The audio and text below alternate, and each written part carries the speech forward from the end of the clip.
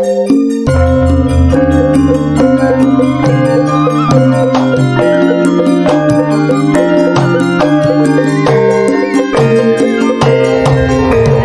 minanggen malih kaliyan bengi wonten ing Urip Bonus Channel Kamis 6 Agustus 2026. Pripun pawartosipun sedulur-sedulur sedaya sampeyan nggih? Mugi ing kalodhangan enjing menika Gusti ingkang Maha tansah amaringi kesehatan, kesejahteraan lan kabegjan dhateng kita sedaya.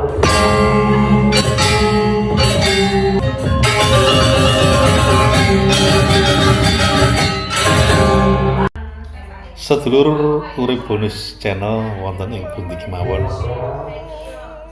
Enjang menika siang menika panjenengan sedaya badhe kula ajak mirsani wayang orang. Artosipun wertinipun wayang sanes wayang kulit, wayang wong. Wayang orang Sriwedari kanthi lakon Lintang Pringgono. Menika 4 kalih utawi bagian kalih. Kula wingi sampun 4 setunggal menika kalih netakaken ingkang kula wingi. Pripun greget remeget lan antawacana sarta jogetipun para paraga saking WO Sriwedari sumangga.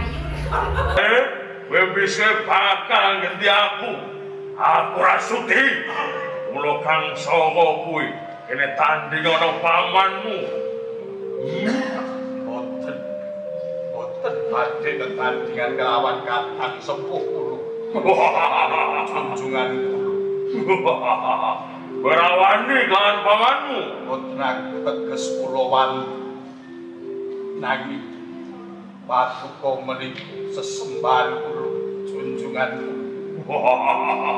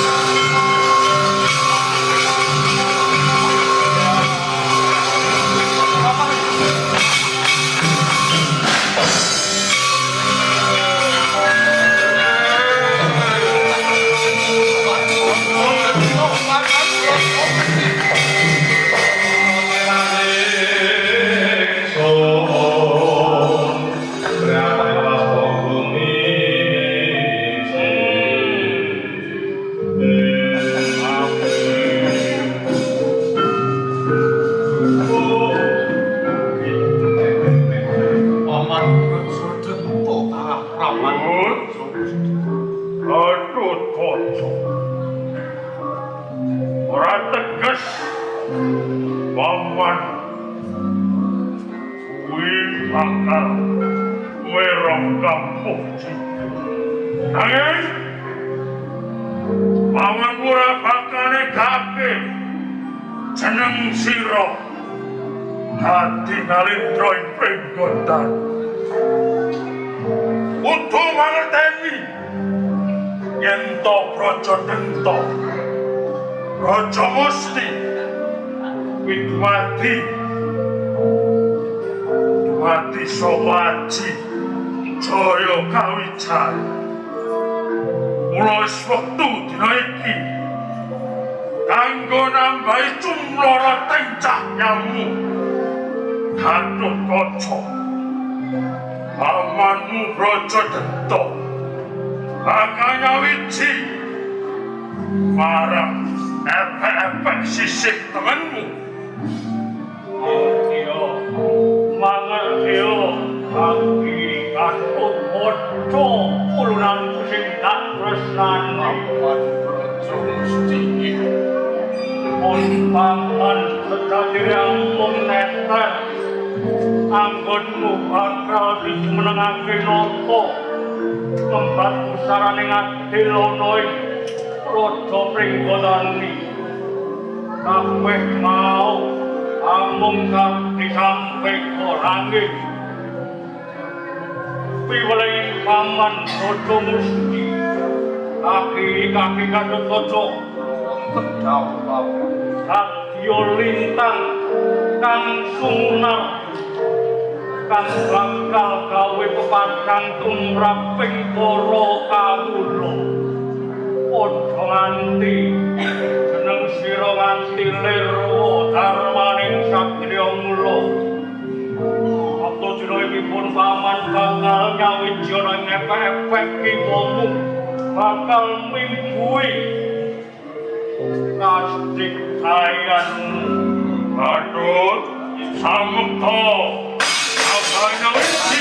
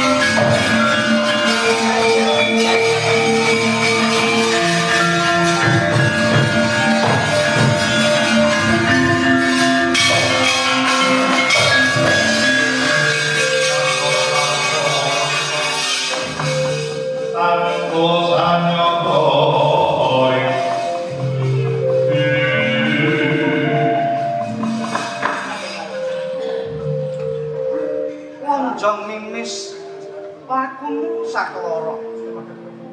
Ana wigatine apa? Mentas lae. Aku lan Janaka. Tandingan menjelapkan pocok kenengkawan. Ngadepi wong-wong ngawongko. Tandingan ing wayah wengi. Inggih, Koko Prabu. Parisanipun Raja Ngawangka ngrabasa wuku nyesek senapatinipun para Pandhawa satemah para prajurit lan senapati ngundhuli Koko Prabu. Yen to gelar kasunyatane kaya mangkono ateges Ngawangka ngono nerak ing pralataning perang. Minangka senapatine Narpati pasukan kaya mangkono. Iro Yayi Werkudara yen to miturut pamawasmu. Sapa kang apa timbang ngadepi para prajurit ing Ngawangka Yayi? anakku Gatotkaca. Yamarko kang adi mungsuhe wong-wong Ngawangka anak wujud yaksa kowe kang bisa nandingi uga awujudan yaksa Gatotkaca anakku nangka trah ringgonani turunane Nalendra yaksa.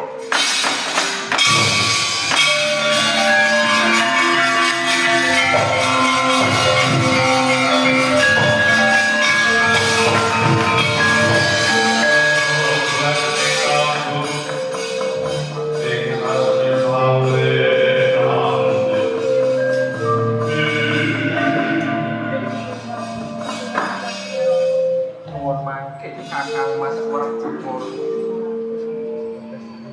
Lamrona Koko kaliyan Koko Prabu Swibathara Kresna. Yayi Janaka inggih menapa paduka kekalihipun kalih piyah nalika semanten pun Gatotkaca kang jejabang ingkang asma Tetuku awit puseripun boten saged tinigas dening pusaka kadewatan satemah paduka Koko Prabu Kresna ngutus dhateng pun Rayi Janaka kinenopati pusaka ingkang saged nigas puseripun Tetuku lajeng sampun kasembatan anggen kula pati pusaka kala wau ingkang asma Untadawasa samanggi puseripun Tetuka saged tinigas nanging warangkanipun nyawiji dados setunggal kaliyan Japang Tetuka. Lajeng Koko Prabu Swibathara Kresna ngendika ing binjangipun menawi kaki Gatotkaca badhe perang ampun ngantos pinanggih kaliyan ingkang anggadhahi pusaka Untadawasa ingkang mangka Kakang Mas Werkudara rikalungguhan menika ingkang dados senopati boten sanes Kakang Narpati Ngawangka ingkang nyepeng Untadawasa menawi to Kakang Mas Werkudara paring dawuh menawi kaki Gatotkaca ingkang saged ngrabasa tubuh menapa boten ateges soroh patinipun kaki Gatotkaca.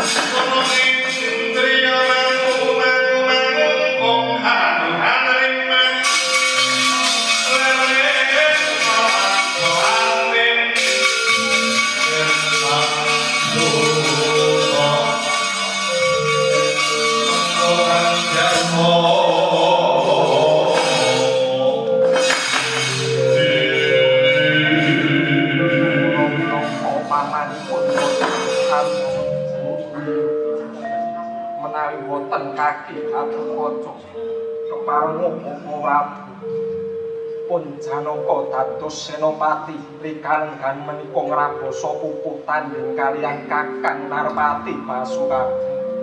Kaipe Kula wonten dawuh kabeh mono kawasesa ning Titi kala mangsa lakon kang gumelar iki jeneng sira lumayahe tumandang ya Kyai Werkudara Linteng apa? pun kakang bakal lanting marang jeneng sira sawise jeneng sira ngono keprung dewi apa kang dadi ature kadangmu Janaka apa jeneng sira ngono wis nglilani lamun to kaki Gatotkaca minangka senopati ning para Pandhawa ya Entuk kamangku. Gatotkaca antaran untuk perkara kang baguning entuk Gatotkaca nanti wis kinares ing Jawata lan maneh Gatut setrim satrio bisa kanggo pagelaran entuk tarmane satrio ngono kudu nengenake marang kautaman aku wis belani wis tak antepi entuk Gatotkaca maju ing balan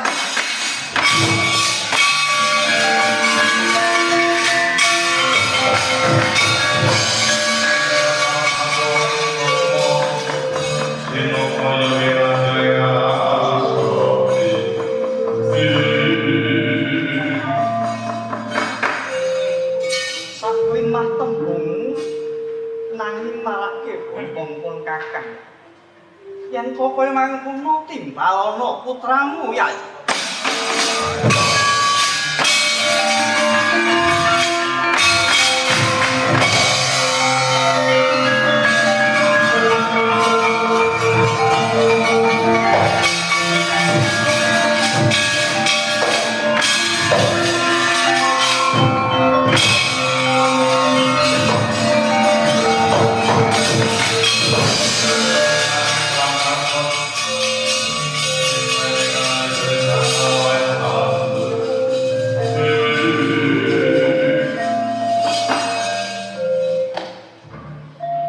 putraku kaki Gatotkaca wonten paran sawu aja kaget parasamu lamun wektu dina iki jeneng sira wa timbali inggih satosipun wonten wigatos ingkang kados pundi dene Paduka nimbali pun Gatotkaca ya pun mangerteni lamun jeneng sira mono satriya tama nanging pun bakal tetanya kelawan jeneng sira apa kang dadi gegayuhanmu minangka dadi satriya lho Gatotkaca minangka jejering satriya Ani tetap mengenaken kautaman menapa malih kepiluk marang nagari menika ingkang kados dharma satriya yen to kaya mangkono apa kang dadi gegayuhanmu lamun ing wektu dina iki to umpama jeneng sira mono den dadekake minangka senopati ning para Pandhawa ngono jeneng sira saguh apa ora kula menawi to menika sampun dados lilah Paduka lan para pemimpin Pandhawa Gatotkaca sakabeh iki mau wis ana prapatan marang wong tuamu apa dene pamanmu Janaka inggih mula kang saka kuwi kepengin banget jeneng sira ing wektu dina iki minangka dadi senopatining Pandhawa. Nanging jare kasunyatane kanthi winandesan atimu kang bolong gilik kepengin banget jaga negara. Kula kang saka kuwi njaluk pangestu marang wong tuamu madheka minangka satriyaning lan senopatining Pandhawa kula. Sedika ngastaken.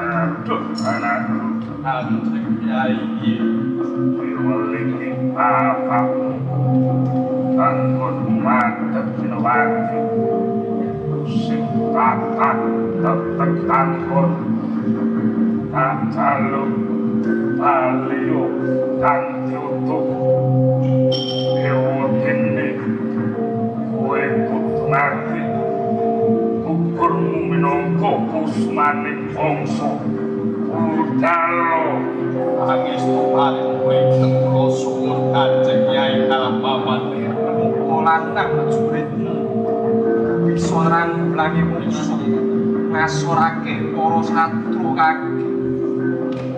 Niki sendika mangestaken kau. Ya tiga.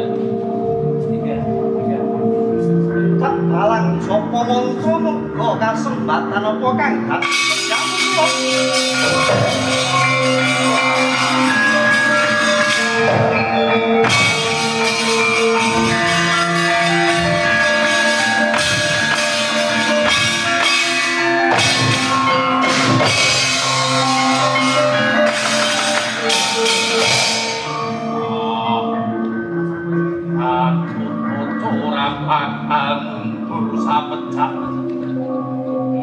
Yanto mekaning pati katon kaca kudu bisa kepilo marang negara enono katon kaca minangka senopati ning Amarta.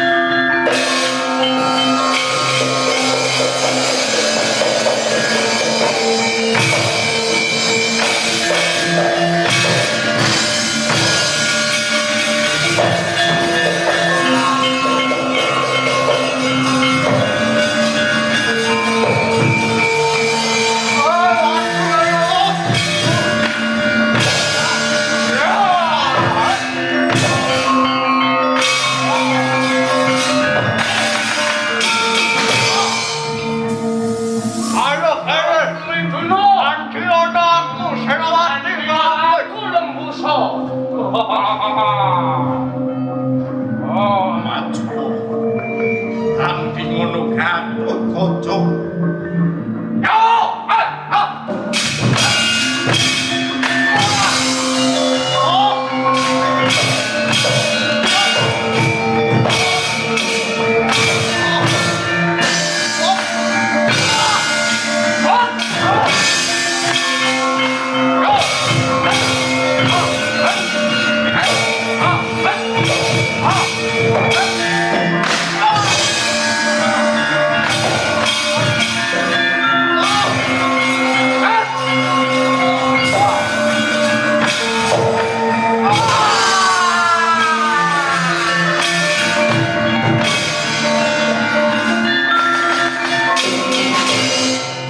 Gatut Kaca.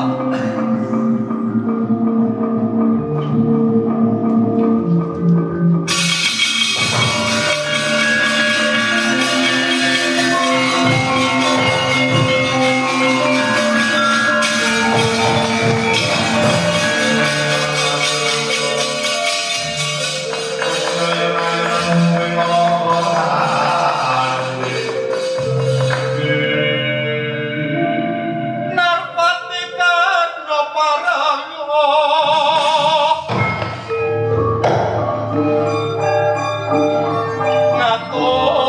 Ngaturaken sungkan bakti.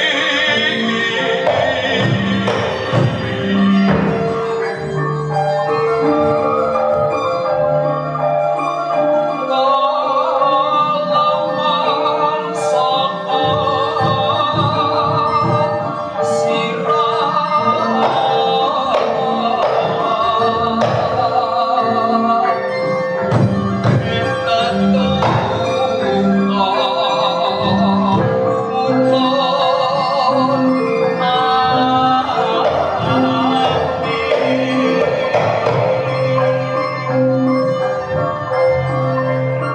Tatuka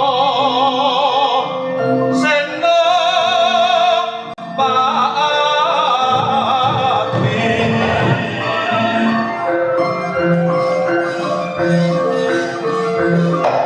Tatya peteking ngamarta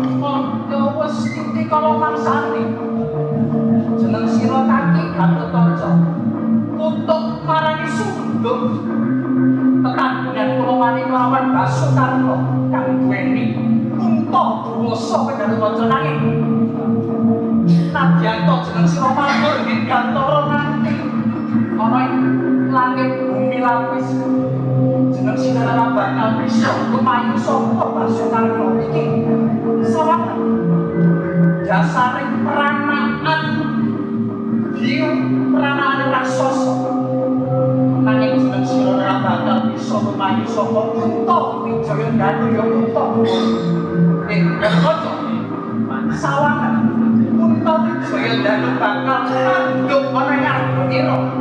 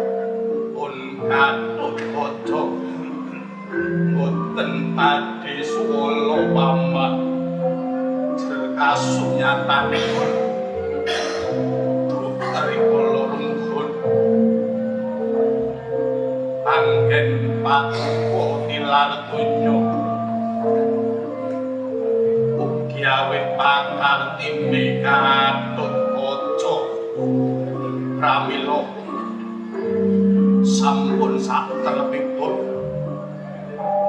paman kula saged mencari dhateng Gatut Kaca paman.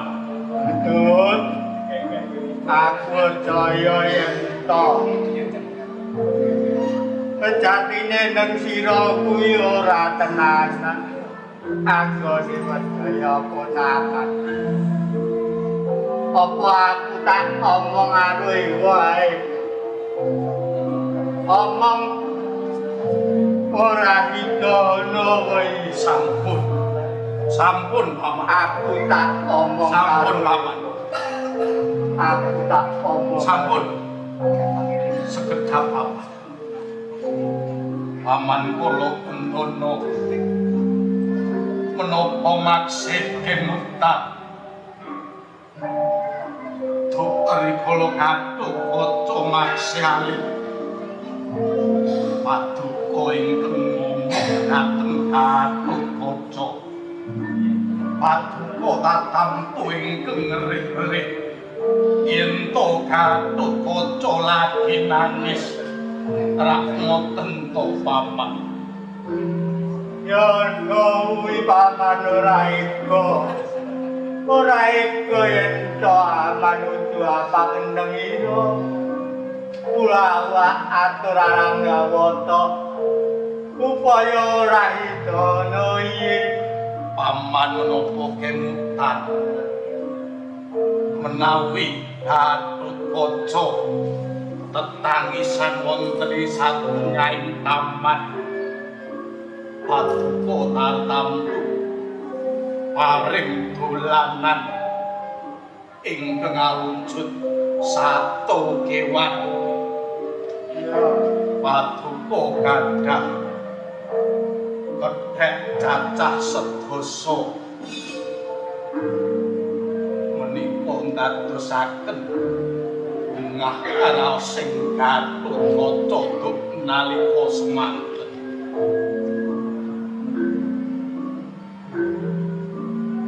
iya Dut anjen bener apa sing omongake Dut kalau wis cilik ing bulan iki ya Dut ya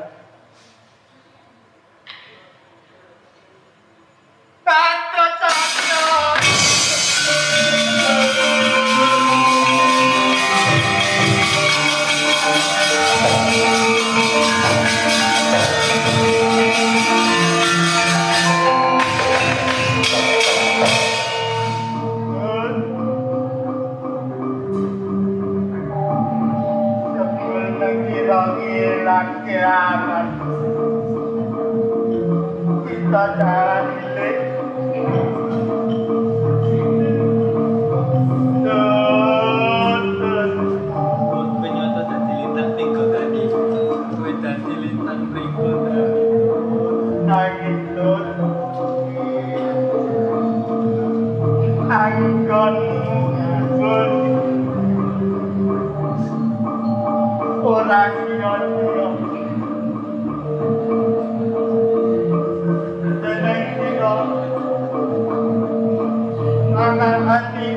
Bintang Pringgono Gatut Kaca Gatut Kaca ayo maju kota suci anggonmu kota